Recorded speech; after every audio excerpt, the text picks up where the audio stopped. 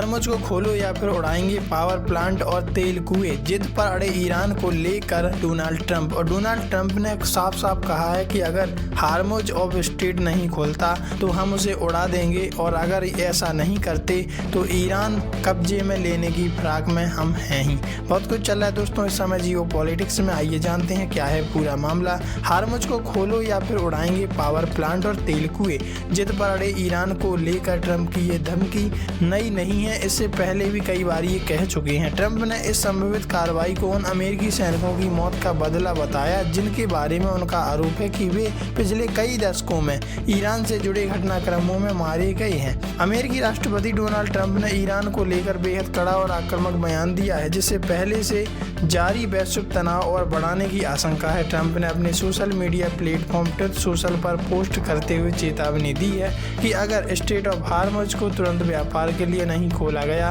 तो अमेरिका इस क्षेत्र में बड़े सैन्य हमले कर सकता है। अपने बयान में ट्रंप ने कहा कि अमेरिका ईरान में नई और समझदार सरकार के साथ बातचीत कर रहा है और इस दिशा में कुछ प्रगति भी हुई है। हालांकि उन्होंने साफ तौर पर यह भी कहा कि अगर कोई समझौता नहीं होता और हार्मुज जल डमरू मत बंद रहता है तो अमेरिका ईरान के अहम ऊर्जा ढांचे जैसे बिजली संयंत्र, तेल के कुएं और खार्ग द्वीप को निशाना बना सकता है। राष्ट्रपति ट्रंप की नई धमकी।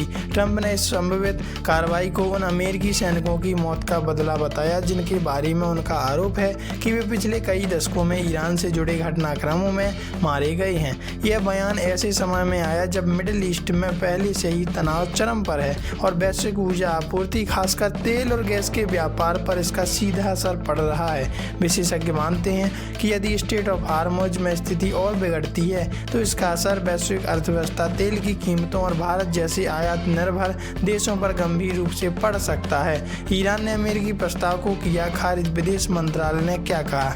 ईरान ने अमेरिका के 15 सूत्रीय प्रस्ताव को खारिज कर दिया है। यह जानकारी खुद ईरान के विदेश मंत्रालय के प्रवक्ता इस्माइल बगाई ने दी है। उन्होंने कहा है कि तेहरान के दिए प्रस्ताव में उन चीजों का जिक्र था जिसे स्वीकार नहीं किया जा सकता। उन्होंने कहा कि जंग के बीच मध्यस्थता में जुटे देशों से हमें संदेश मिले हैं। इससे साफ है कि अमेरिका बातचीत करने का आग्रह कर रहा है। इनमें देशों में पाकिस्तान शामिल है। ईरान ने अमेरिका से सीधी बातचीत के दावे को भी खारिज कर दिया है। उन्होंने साफ किया कि केवल दूसरे देशों के जरिए ही संदेश भेजे गए। इससे पहले अमेरिकी राष्ट्रपति ने दावा किया था कि ईरान ने 15 सूत्रीय प्रस्ताव के कुछ पॉइंट्स को स्वीकार कर लिया। हालांकि अब ईरान ने उनके बयान को पूरी तरह से खारिज कर दिया और ये सिलसिला आखिर कब तक चलेगा ये तो आने वाले समय में पता चल जाएगा, लेकिन इतने जल्दी युद्ध तो रुकने वाला नहीं। ये तो आप अच्छे से जानते होंगे। वैसे आप इस बारे में क्या राय रखते हैं कमेंट में लिखकर जरूर बताइएगा। क्या जो कह रहे हैं डोनाल्ड ट्रंप वो सच में कर सकते हैं?